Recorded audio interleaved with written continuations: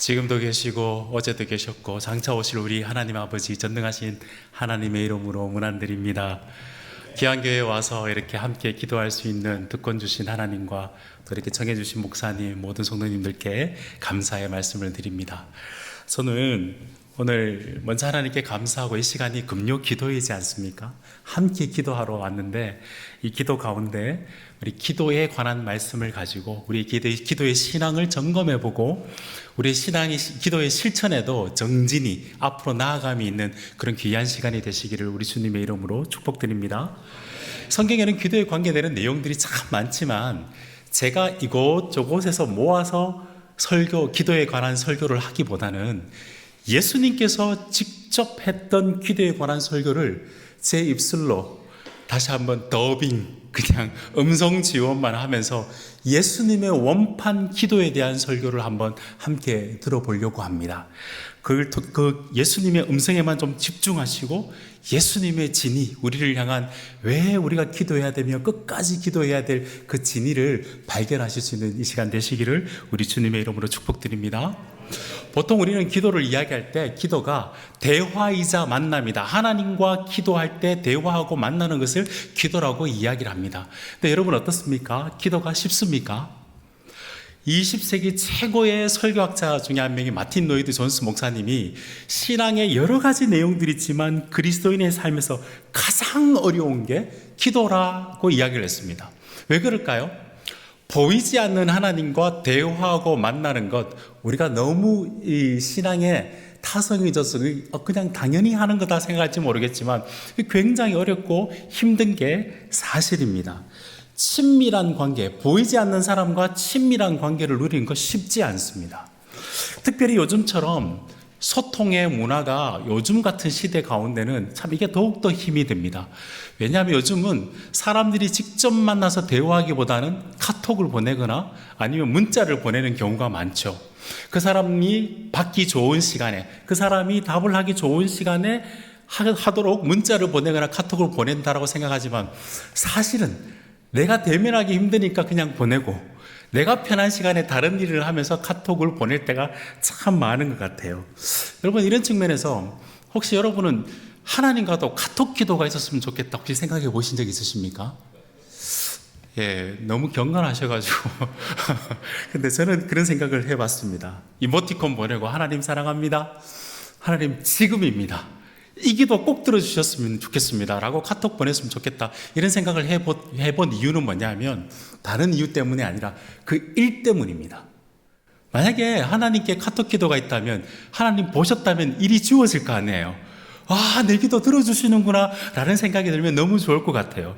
그런가 하면 한편으로 또 생각을 해보면 일이 지워졌는데 하나님께서 응답이 더디시거나 답이 없으시면 마음이 좀 힘들 것 같은 생각도 듭니다. 여러분 어떻습니까? 기도 생활 지금까지 열심히 오시고 또 골방 기도의 중요성을 알아서 여러분 기도의 자리를 지키고 계실 텐데 여러분은 내 기도가 정말 하나님께 들려질까? 하나님이 내 기도를 듣고 계시는가? 라는 의문을 가지신 적 있으십니까? 그런가 하면 왜 나에게는 이런 기도가 내 기도가 틀린 것은 아닌데 왜 이렇게 더디고 응답이 늦을까라는 생각들을 해보신 적이 있으십니까? 저는 어릴 적부터 할머니를 따라서 동네에 기도회 그리고 부흥 집회 굉장히 많이 다녔습니다. 왜냐하면 제가 어릴 때도 좀 몸이 좀 약했거든요. 지금은 소라도 때려잡았듯이 건강해 보이는데 그땐 그랬어요. 그래서 할머니 손을 잡고 부흥 집회, 특별히 말씀과 치유 기도가 있는 집회는 정말 많이 다녔습니다. 그럴 때마다 목사님들이 오니까 기도에 대한 이야기를 할 때 목사님을 탓하는 것은 아닌데요, 열심히 기도하면 기도에 응답해 주신다는 말씀을 많이 들었습니다. 제 마음속에는 지성이면 감천이라는 식으로 설교가 많이 들렸던 것 같아요. 근데 실제 제가 열심히 기도했는데도 불구하고 응답이 제가 원하는 타이밍에 딱딱 떨어지지가 않는 거예요. 그때부터 제 마음속에 열심히 기도해야 되겠다는 생각보다 모르겠습니다. 여러분 마음속에 어떤 마음이 들지는 모르겠지만 은근한 반항심이 들었습니다. 아니, 하나님은 모든 것을 알고 계시고 모든 것을 이루어 주실 수 있는 하나님인데 용서하고 들으십시오, 가진 자의 횡포 같은 그런 느낌이 드는 거예요. 아니, 하나님이 해주실 수 있잖아요. 그런데 왜 하나님이 해주시지 않습니까? 라는 마음이 들기 시작했습니다. 여러분, 아마 우리 신앙생활 하면서 현실 가운데 하나님 앞에서 열심히 기도하지만 하나님의 침묵과 하나님의 더디심, 늦게 응답해 주시는 그 하나님을 경험할 때가 분명히 있을 겁니다.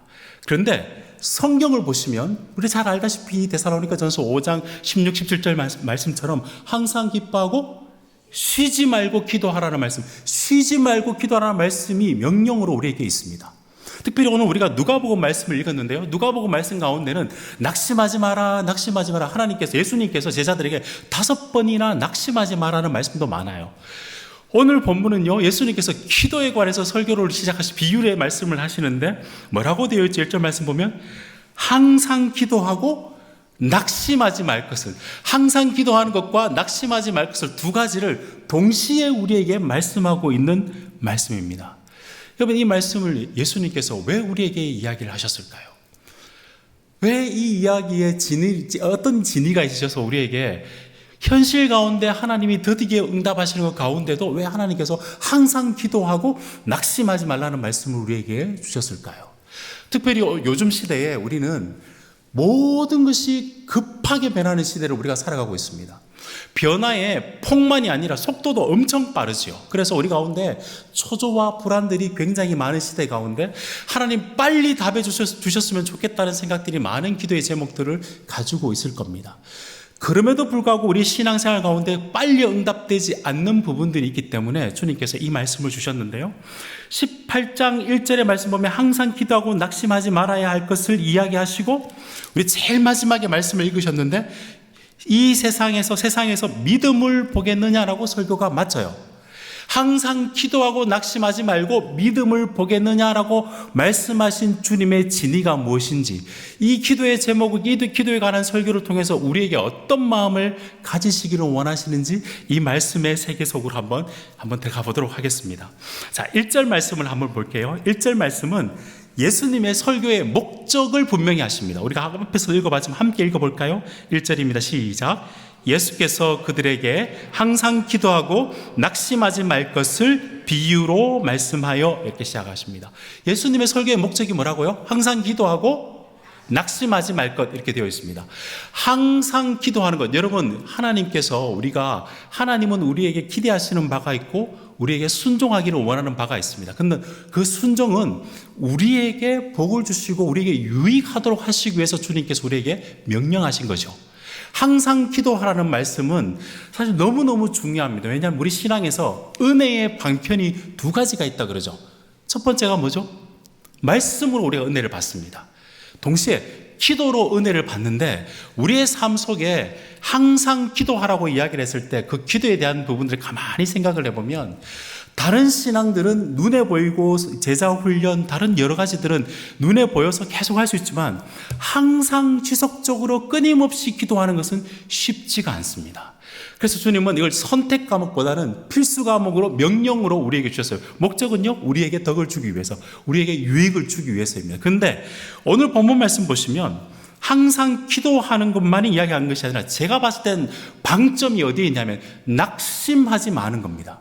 기도하는데 낙심한다. 낙심한다의 반대가 무슨 뜻일까요? 끈기 있게, 용기 있게 한다는 것이겠죠. 좌절하고 기도하다가 관두는 것이 아니라 끝까지 기도해야 된다라고 이 두 가지를 우리에게 동시에 주고 있는 거죠. 그래서 제 설교의 제목이 뭘까요? 우리가 끝까지 기도하는 이유. 주님께서 설교의 목적이 항상 기도하고 낙심하지 말고 끝까지 기도할 것을 우리에게 원하셨기 때문에 그 내용을 주님께서 답을 먼저 하시고 난 다음에 우리에게 예화를 들려주십니다. 여러분, 우리 사랑하는 윤 목사님도 가끔 설교하시다가 예화하실 때가 있죠. 예수님께서 항상 기도하고 낙심하지 마라 하시고 난 다음에 예화를 시작합니다. 예화를 조금 빨리 진행해 보겠습니다. 2절 말씀 보시면 예수님께서 이야기를 하나 지어내시는데요. 어떤 도시에 하나님을 두려워하지 않고 사람을 무시하는 한 재판장이 있는데 한 재판장을 소개하십니다. 어떤 사람이라고요? 하나님을 두려워하지 않고 사람을 무시한다는 겁니다. 여러분, 우리 한국은 지금 재판 때문에 여러 가지 이야기들이 많죠. 드라마도 많고 이야기도 많습니다. 사실 1세기 예수님 시대 당시에 이 제국의 로마 제국 아래에서 식민지로 살아가는 사람들에게 재판이라는 것은 정말 중요한 것이거든요.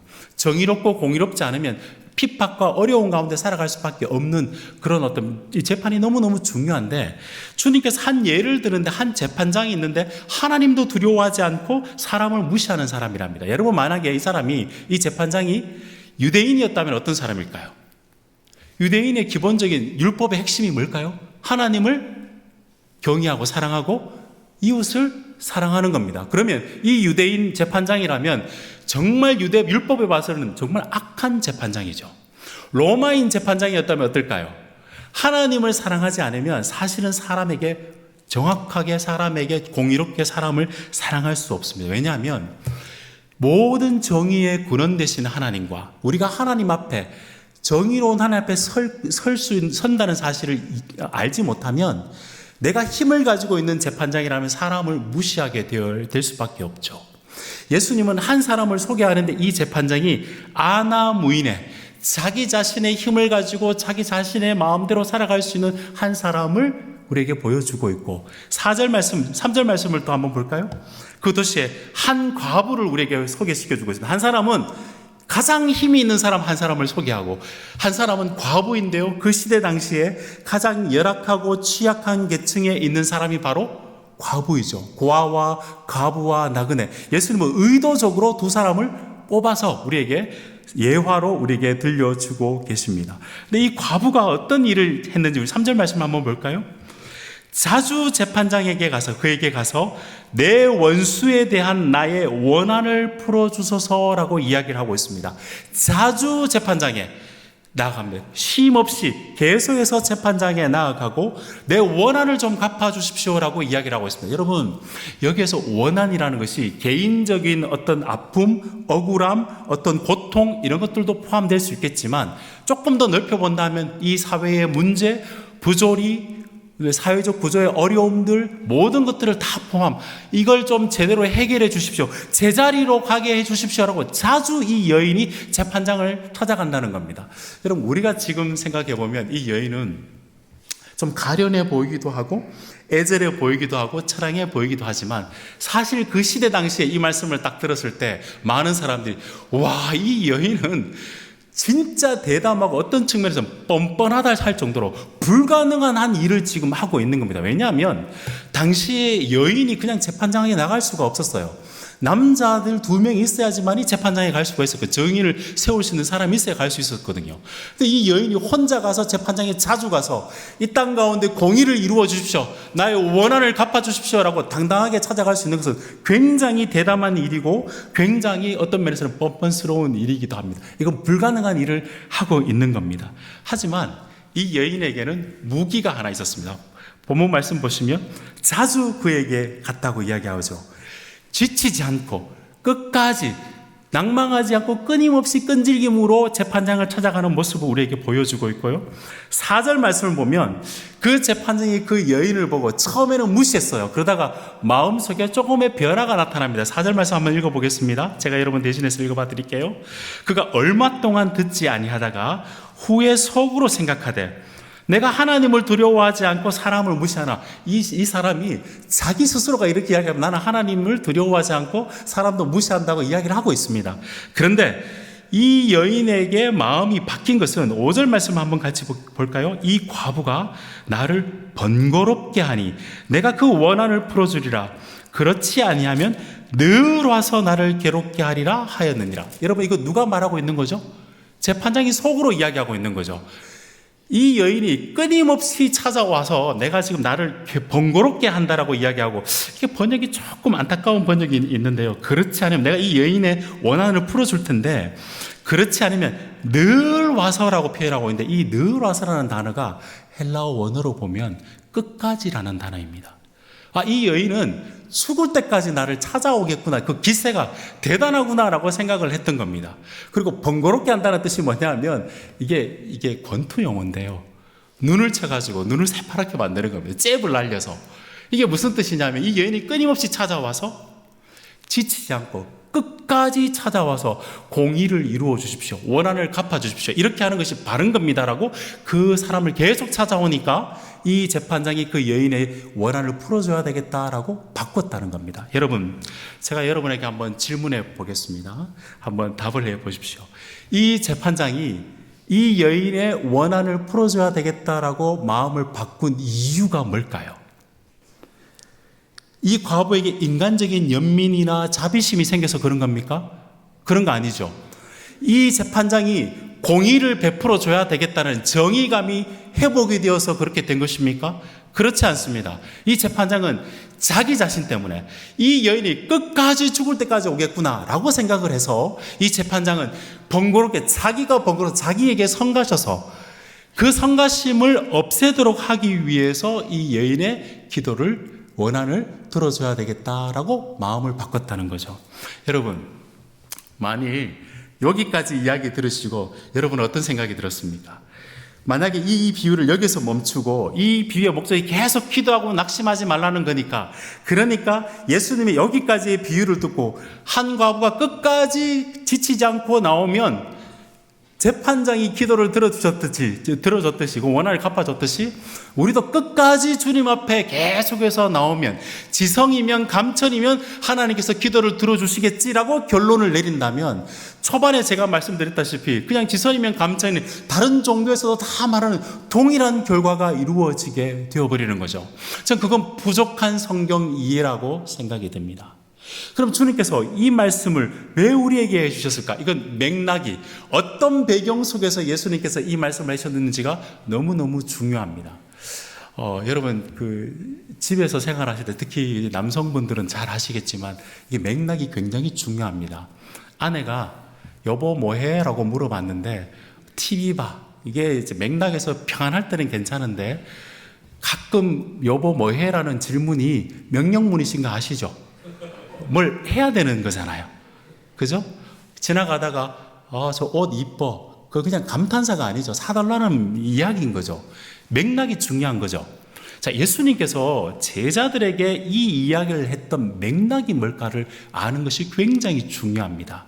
조금 더 카메라를 확장해 가지고 예수님께서 18장에 보시면 그들에게, 제자들에게 이 말씀을 하셨는데, 원래 이 이야기의 시작은 누가복음 17장 20절 말씀 보시면 당시 종교인들이, 바리새인이 예수님께 이런 질문을 시작하는 겁니다. 하나님 나라가 당신의 나라 하나님 나라가 어느 때 임하니까 묻거늘 예수께서 대답하여 이르시되 하나님 나라는 볼 수 있게 임하는 것이 아니오라고 이야기를 했습니다. 바리새인들이 예수님께 이 질문한 이유가 있습니다. 예수님께서 이 땅에 오셨을 때 내가 오는 것이 곧 하나님 나라가 이 땅 가운데 온다라고 선언을 하셨습니다. 그 당시 종교 지도자들은 이 땅에서의 군사적인, 이 땅에서의 메시아를 기다려 왔는데 당신이 하나님 나라를 데리고 온다고 했으니까 언제 하나님 나라가 이루어집니까? 그 시간을 알려달라고 하니까 주님께서는 그런 식으로 하나님 나라를 측정할 수 있는 것이 아니라 주님의 대답은 이렇게 말씀하십니다. 여기 있다 저기 있다가 아니고 하나님 나라는 너희 안에. 무슨 말씀이냐면 예수 그리스도를 믿을 때, 예수님이 우리를 통치하고 있을 때, 그걸 받아들일 때 하나님 나라가 우리 가운데 임하셨다는 답을 주셨습니다. 자, 그리고 난 다음에 종교인들에게 그 답을 주시고 난 다음에 22절부터 제가 다 살펴보지는 않을 겁니다. 여러분 표정을 보시니까 이렇게 그렇게 하면 안 될 것 같아서 22절부터 37절까지의 말씀이 제자들에게 하나님 나라에 그리고 종말에 관계되는 설명을 해 주셨습니다. 자, 그 핵심만 조금만 살펴볼게요. 22절 말씀을 우리 함께 읽어보겠습니다. 22절 말씀입니다. 시작. 또 제자들에게 이르시되 때가 이르리니 너희가 인자의 날 하루를 보고자 하되 보지 못하리라. 제자들에게 이런 말씀을 하신 겁니다. 하나님 나라 임합니까? 때가 이른다. 하나님 나라 이른다라고 말씀하시고 제자들에게 그러나 내 날을 너희는 지금 보지 못한다라고 설명을 했습니다. 그 이유가 뭐냐면 이후에 예수님께서, 제가 간략하게 설명을 드리면 예수님께서 제자들에게 가르치신 바가 두 가지가 있습니다. 뭐냐면 하나님 나라는 반드시 임할 건데 예수님께서 십자가에 달리시고 예수님께서 고난 받으셨듯이 그 예수를 믿게 되면, 너희가 나를 따라오게 되면 너희도 고난과 어려움과 무응답과 괴로움과 울퉁불퉁한 삶을 살게 된다. 예수님 믿고 난 다음에 이 땅 가운데 하나님 나라를 우리가 받아들였는데 하나님 나라를 살아감에 있어서도 우리가 고통과 고난이 있을 수 있다. 내가 그랬듯이 너희도 그렇다. 고난이 있다는 사실을 잊지 말아라고 말씀해 주셨습니다. 그리고 난 다음에 반드시 이 땅 가운데 하나님 나라가 이루어질 건데 그때는 선인과 악인을 갈라내겠다라고 주님께서 약속해 주셨어요. 자, 여러분, 이 말씀을 하고 난 다음에 항상 기도하고 낙심하지 말라고 주님께서 하신 말씀은 왜 하나님께서 이 말씀을 종말에 대한 하나님 나라 이야기를 하셨을까요? 그건 우리로 하여금 격려하기 위해서가 아닐까요? 너희가 나를 따라서 하나님 나라가 이미 너희 가운데 임한 것 알지만 신앙생활 하면서 어려움과 고통과 아픔과 오히려 예수님 믿어서 세상 가운데서는 당치 않아도 되는 일들을 예수님 때문에 우리가 고난 가운데 그 길을 갈 수 있다는 것, 그거 이상하게 여기지 말라.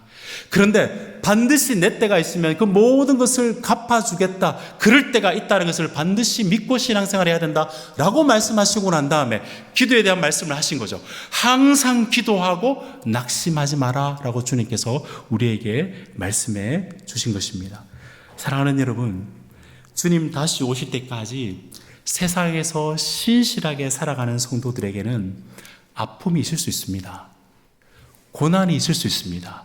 예수님 때문에 고난을 비켜가는 것이 아니라 예수님 때문에 고난을 극복하며 넘어갈 수 있는 힘이 있는 것이지, 예수님 믿어서 모든 것이 평평해지는 삶을 살아간다면 그것은 예수님께서 우리 하나님 나라의 종말을 살아가는 우리들에게 주신 교훈과는 매치가 잘 되지 않는 거죠. 개인적으로 억울한 일이 당할 수도 있고 국가적으로 사회적으로 기독교에 대한 안타까운 시선들을 우리가 받을 때도 있을 겁니다. 그러나 그렇게 살더라도 너희는 실망하지 말고 낙심하지 말고 항상 기도하면서 종말의 시기를 살아가라고 주님께 주신 말씀이 오늘의 말씀인 줄로 믿습니다. 사랑하는 여러분, 그리스도인으로 살아가는 것이 이 땅 가운데서 다른 종교를 믿는 것처럼 지성이면 감천이어서 모든 아픔들을 해결하는 것, 그것도 주님께서 해결해 주실 수 있겠죠. 그런데 주님께서 우리에게 말씀하신 바는 뭐냐면, 하나님 나라를 살아가면서 이 땅 가운데 여러 가지 어려움이 있을 거지만 그 어려움을 붙들고 기도하면서 너희는 반드시 기억해야 될 것은 뭐냐면, 반드시 주께서 해결해 주시고 원한을 갚아 주실 때가 있기 때문에 너희는 낙심하지 말 것을, 하나님 나라를 살아가면서 낙심하지 말 것을 우리에게 강조하고 있다는 사실을 마음속에 먼저 깊이 받으시는 여러분 되시기를 우리 주님의 이름으로 축복드립니다. 이 예화를 하시고 난 다음에 주님께서 이제 구체적으로 제자들에게 적용의 말씀을 하십니다. 우리 6절 말씀을 한번 볼까요? 앞에 예화 마치고 난 다음에 6절 주님께서 다시 이르시죠. 주께서 또 이르시되 불의한 재판장이 말한 것을 들으라. 여러분, 불의한 재판장이 뭐라고 이야기했죠? 내가 귀찮아서, 내가 번거로워서 들어주겠다라고 이야기를 하시고 난 다음에 7절에서 이렇게 시작합니다. 7절 앞부분만 읽어볼게요. 하물며 하나님께서. 여러분 느끼시는 바가 어떤 게 있습니까? 여러분, 이거는 불의한 재판장과 지금 하나님을 비교하고 있는 것일까요? 대조하고 있는 것일까요? 만약에 비교라면 끊임없이 과부가 재판장이 열심히 끈질기게 기도해서 얻은 것처럼 마찬가지로 우리가 그렇게 열심히 기도하면 하나님께서 들어주실 거다라고 하는 수준에 머물게 됩니다. 사실 그런 생각도 많이 해볼 수 있어요. 저는 한번 부흥집회에서 끈질긴 기도에 대한 이야기를 하면서 이런 예화를 들은 적이 있습니다. 자식이 2명이 있는데 한 명이 와서 끊임없이 요구할 때 그 아들에게 더 많이 주지 않겠냐, 가만히 있는 아들에게 주겠냐, 이런 이야기들을 많이 들었는데, 제가 결혼해보고 아들이 2 있거든요. 이게 실제 안 맞다는 것을 알게 되었습니다. 첫째는 저한테 와서 이것저것 이야기를 많이 하는 스타일이고요, 둘째는 집 나가면 연락이 없는 스타일입니다. 그런데 첫째가 아빠 이것저것 이야기할 때 제 머릿속에는 얘한테 줘야 되겠다는 생각도 있지만 둘째에게도 줘야 되는데 라는 생각이 있는 것이 아버지의 마음 아닐까요? 만약에 우리가 열심히 기도해서 하나님께서 응답해 주신다는 지성이면 감천이라는 수준의 기도를 한다면 크게 우리가 오해하는 게 있습니다. 뭐냐면 그건 하나님의 성품을 왜곡하게 됩니다. 하나님은 불의하신 분이 아니라 하나님은 선하시고 인자하신 분이어서 내가 만약에 열심히 기도해서 응답을 받는다면 하나님을 무정한 신으로 만들어버리게 되는 거죠.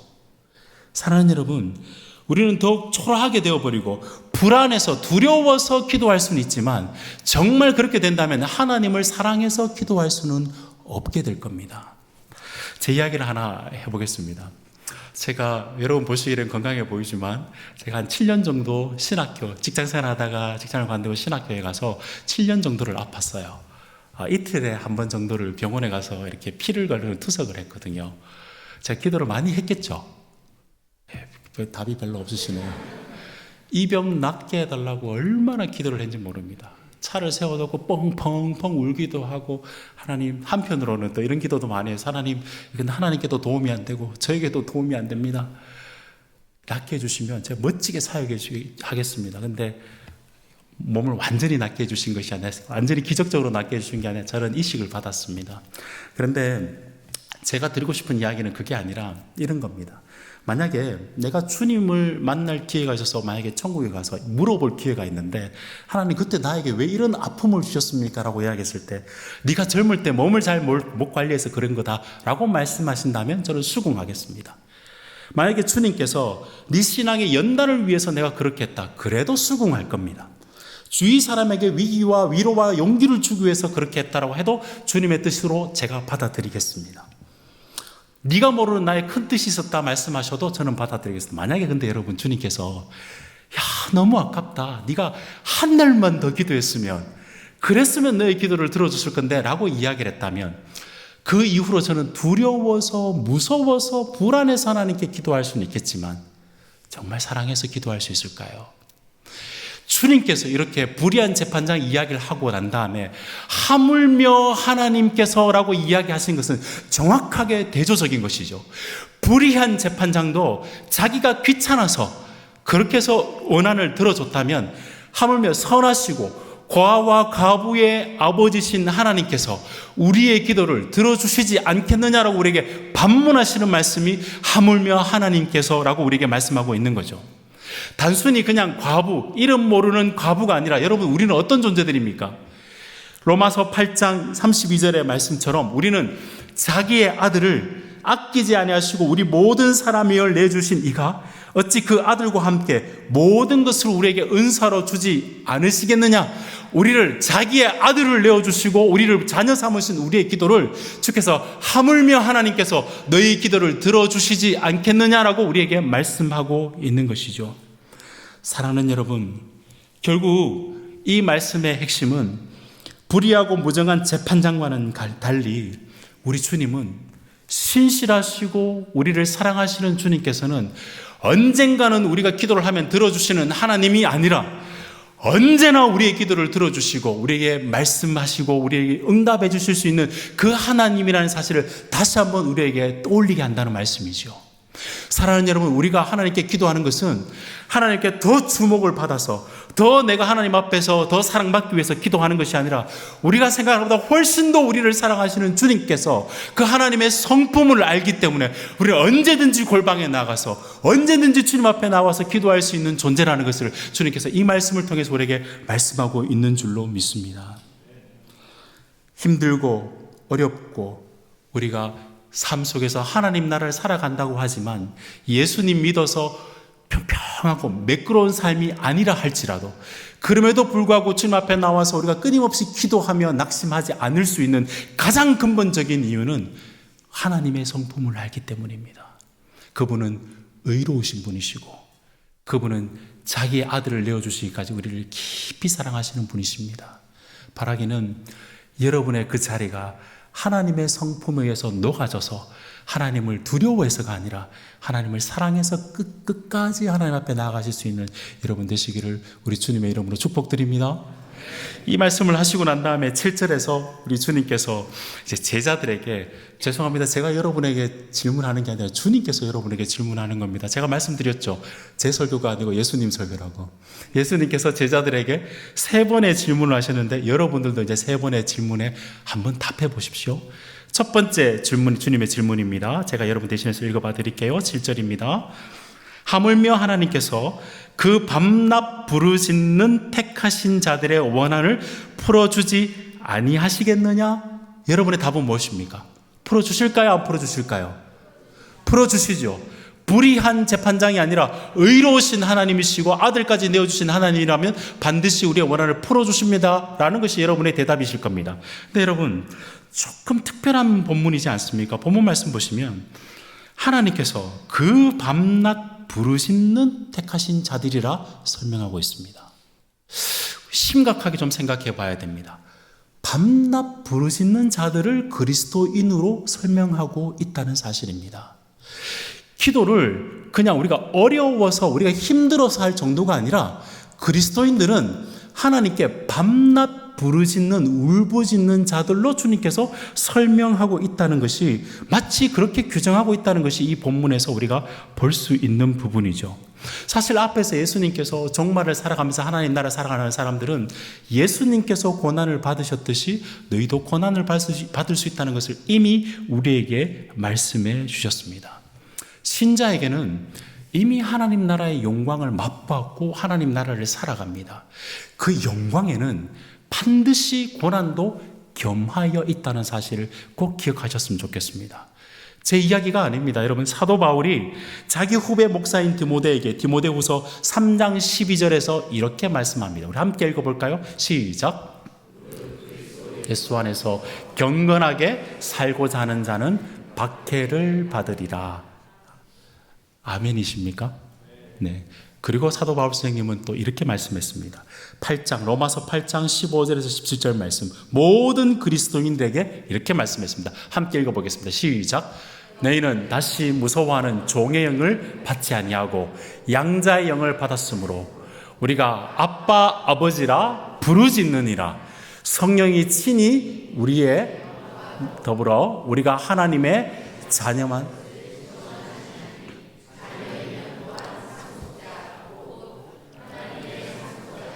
그리스도와 함께한 상속자니 우리가 그와 함께 영광을 받기 위해서 고난도 함께 받아야 할 것이니라. 아멘. 자, 주님께서 우리를 밤마다 밤낮 울부짖는 자로 우리에게 소개하고 있는 것은 오늘날 우리 그리스도인들에게 깊은 도전을 준다 저는 생각합니다. 많은 신앙인들이 지금 그리스도를 믿고 하나님을 믿지만 모두가 자기 자신을 위해서 신앙마저도 소비해서 나의 행복을 위해서만 신앙생활하는 그런 성향들을 많이 보여왔습니다.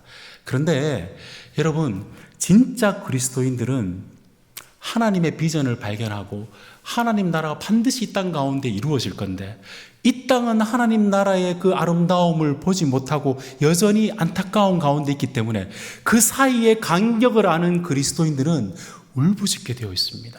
하나님, 이 땅 가운데 아직 하나님 나라가 이루어지지 않아서 세상을 바라보고 주위에 있는 안타까운 영혼을 바라보면서 눈물지며 부르짖게 되어 있고 주위에 있는 나의 여러 가지 기도의 삶의 현실들이 그렇게 바뀌지 않아서 부르짖게 되어 있고 무엇보다 여러분 스스로 잘 알겠지만 하나님이 나에게 기대하는 바와 내가 내 스스로의 삶을 봐도 그 차이가 있어서 하나님 내 마음이 변치가 않습니다. 내 마음이 정말 아직까지 너무너무 답답합니다 라고 해서 하나님 앞에 부르짖는 자가 하나님 보시기에 그리스도인이라고 규정하고 있다는 거죠.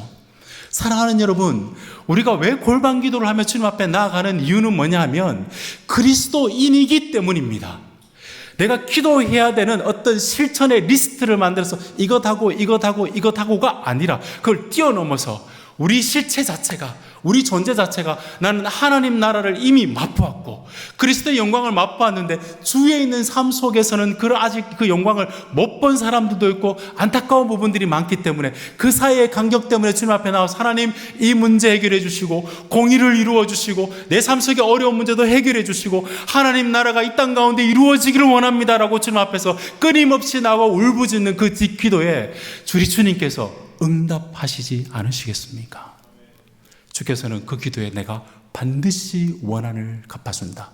주께서 우리에게 말씀하고 있다는 사실이죠. 여러분, 성경에서 우리 시편 말씀하시죠. 시편이 150편이 있는데 시편의 3분의 1이 애가입니다. 비탄시입니다. 하나님 어찌해서 왜 이렇습니까? 언제까지입니까? 라고 고백하는 거죠. 요한계시록 보시면 많은 6장의 말씀 보시면 박해와 순교로 당한 우리 믿음의 손자들이 주님 언제까지입니까? 라고 기도하고 있는 모습, 지금도 그렇게 외치고 있는 모습을 우리에게 소개하고 있습니다. 한마디로 우리는 이 세상 가운데서 밤낮 주님 앞에 나와서 기도하며 살아가야 되는 존재라는 사실을 꼭 기억하시는 여러분 되시기를 우리 주님의 이름으로 축복드립니다. 근데 여러분, 우리가 하나님 나라가 반드시 이루어질 것이기 때문에 우리가 가져야 될 이 과부로부터 얻어야 될 우리의 무기 하나는 꼭 장착하셔야 됩니다. 그게 뭘까요? 끈질김이죠. 언젠가는 들어주시기 때문에가 아니라 언제나 들어주시고 하나님께서 자기의 자녀들을 언제나 들어주시기 때문에 우리는 더 끊임없이 더 끈질기게 주님 앞에 나와서 기도할 수 있는 특권과 무기를 장착하는 것, 그게 우리 그리스도인들의 실체의 의무인 거죠. 단순히 실천하는 의무 전도가 아니라 내가 그런 존재입니다라는 실천의 의무를 가지고 주님 앞에 끊임없이 나가는 것이 제가 아는 골방 기도의 기본 취지라 저는 생각합니다. 사랑하는 여러분, 오해하지 마십시오.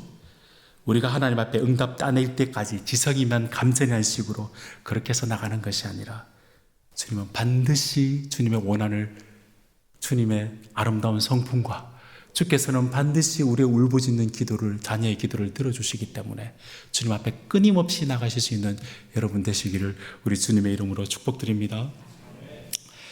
우리가 항상 기도하고 낙심하지 말고 항상 끝까지 기도해야 될 것은, 여러분, 내가 요만큼만 기도하면 주님께서 내 시선을, 주님의 시선을 나에게 주겠지. 아니요.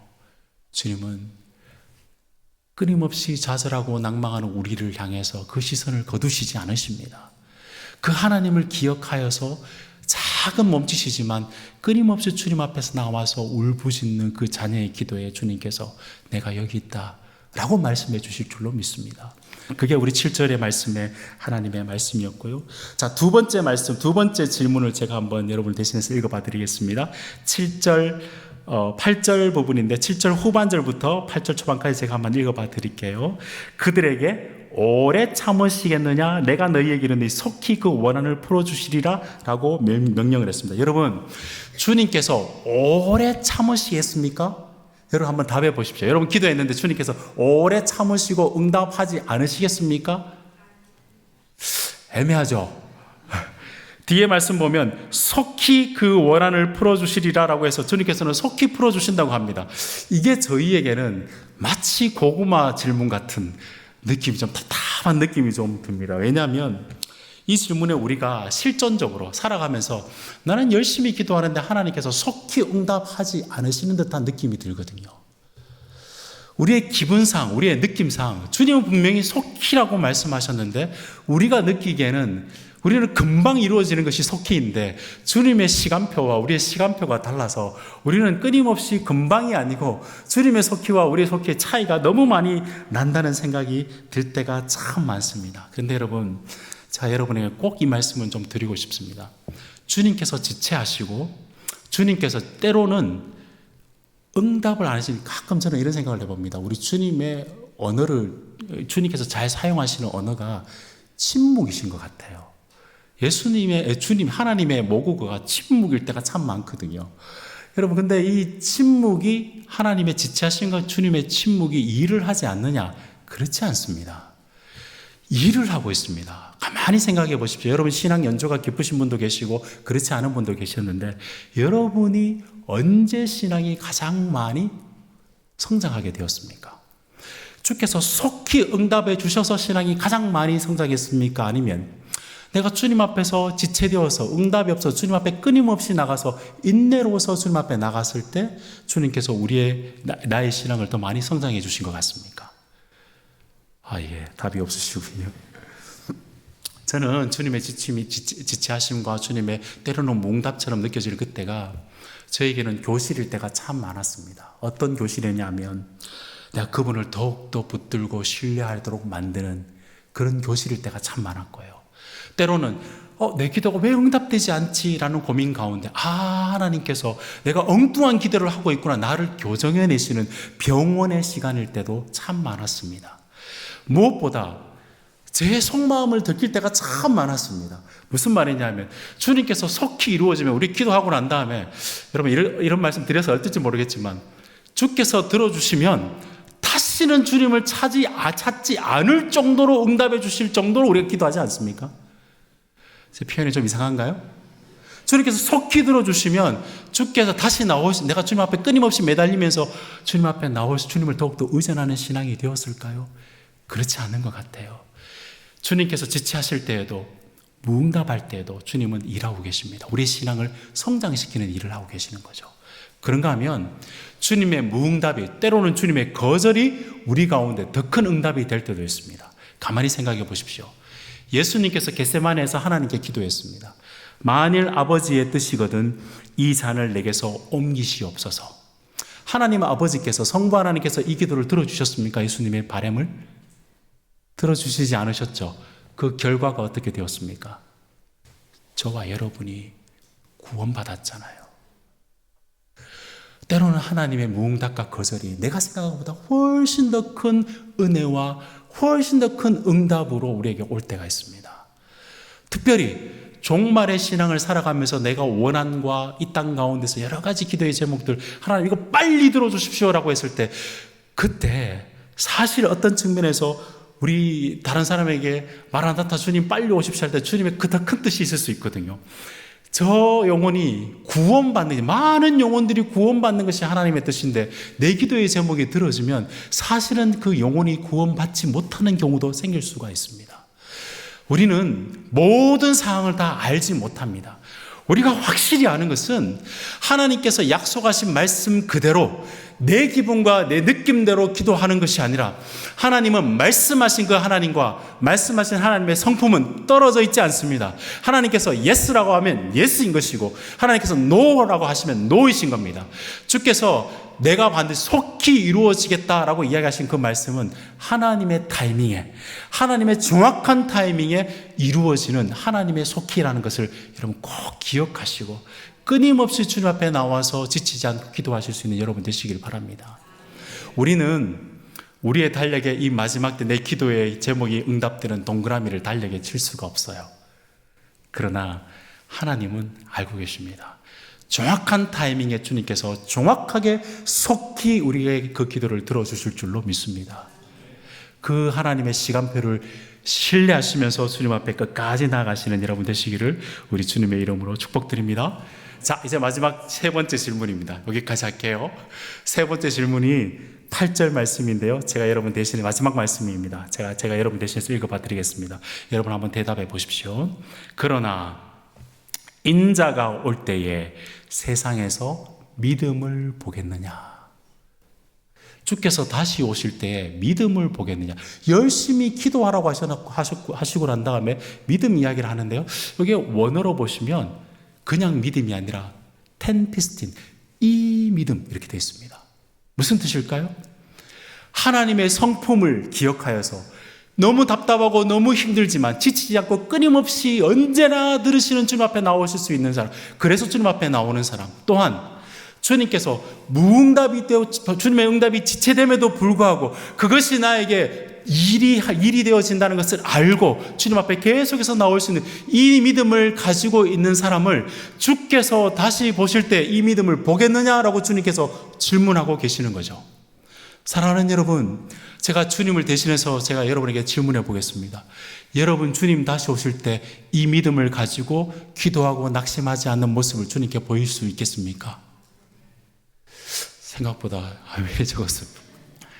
이 믿음을 보일 수 있겠습니까? 여러분, 사실 여러분의 아멘이라는 소리가 작은 게 정답입니다. 왜 그럴까요? 아멘으로만 이걸 우리가 말로만 할 수 있는 답이 아니기 때문입니다. 날마다 몸으로 언제나 들을 수 있는 주님 앞에서 내가 어렵고 힘들지만 지체되지만 그럼에도 불구하고 주님을 신뢰해서 끊임없이 몸으로 나오고 실천할 수 있는 사람이 자기의 삶과 자기의 몸으로 대답할 수 있는 것이 주님 다시 오실 때 나는 이 믿음으로 주님 앞에 서겠습니다 라고 할 수 있는 사람만이 아멘이라고 할 수 있는 거겠죠. 입술의 고백이 아니라 여러분의 삶의 고백으로, 여러분의 기도의 실천으로 실체의 의무를 가지고 이 주님의 질문 앞에서 아멘이라 하실 수 있는 여러분 되시기를 우리 주님의 이름으로 축복드립니다. 여러분, 이 말씀을 조금 정리를 하면서 제가 여러분에게 좀 말씀을 좀 정리해 보려고 합니다. 사랑하는 여러분, 우리가 삶에서 힘겹고 취약하고 나약한 모습을 보일 때도 있습니다. 그리스도인들이라고 예수님 믿는다고 다 떵떵거리며 다 잘 사는 것 아니죠. 오히려 하나님 나라의 영광을 보았기 때문에, 이 땅의 안타까움을 알기 때문에 밤낮 울부짖는 자들이 우리들이라고 제가 여러분에게 말씀해 줬습니다. 그럼에도 불구하고 우리가 끊임없이 주님 앞에 끝까지 나아갈 수 있는 우리 기도의 원동력은 뭐냐면, 쉽게 말하면 끝을 알고 기도하는 겁니다. 종말 신앙을 가지시고 주께서는 반드시 끝에 오시고 반드시 원한을 갚으신다는 그 신앙을 가지고 끝을 가지고 기도할 때 성품도 선하시고 말씀하신 대로 이루시는 그 주님이 나의 하나님이시라는 것을 알 때 우리 끊임없이 주님 앞에 나와서 끝까지 기도하실 수 있는 줄로 믿습니다. 그리고 다른 모든 것을 잊어버린다 할지라도 여러분 이 말씀 꼭 한번 들어봐 보십시오.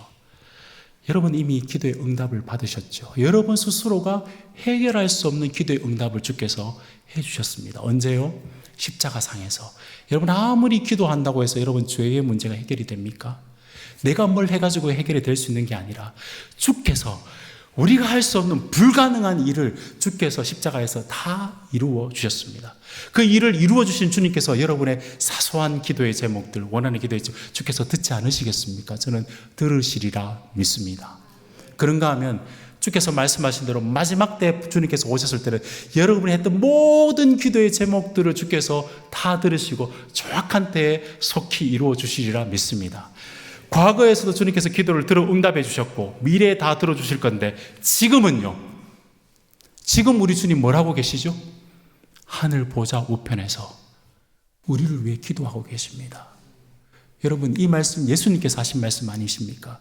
예수님이 뭐라고 하셨죠? 항상 기도하고 낙심하지 말라고 하셨는데 주님께서 이 말씀만 주신 것이 아니라 부활승천하셔서 지금 하늘 보좌 옆에서 여러분을 위해서 우리 인간적인 모습을 봤을 때는 낙심하기 딱 좋은 우리들의 모습이지만 주님께서 이 말씀을 주신 주님께서는 끊임없이 항상 우리의 기도를 들어주시고 우리를 위해서 우리에게 낙심하지 않으시고 끊임없이 기도하는 주님께서 여러분을 위해서 기도하고 계십니다. 우리가 기도를 끝까지 나아가는 이유는 내 힘이 아니요, 주께서 지금 나를 위해서 기도하고 계시는 그 주님이 기다리고 계시고 붙들고 있기 때문에 우리는 주님을 사랑해서 기도하러 나가는 것이죠. 그 주님이 있기 때문에 여러분의 기도의 자리가 아름답고 매력적인 것입니다. 주님 언젠가는 들어주시겠죠? 아니요, 언제나 듣고 계십니다. 주님께서 내가 이렇게 하면 더 큰 사랑을 받을 수 있을까? 아니요, 주님께서 이미 더 큰 사랑, 내가 생각보다 훨씬 더 큰 사랑을 주신 주님께서 기도의 자리에 계시고 나를 위해서 기도하고 계시기 때문에, 그렇기 때문에 골방에 나아가서 시간을 쪼개어서 내 실체의 의무를 다하는 것이죠.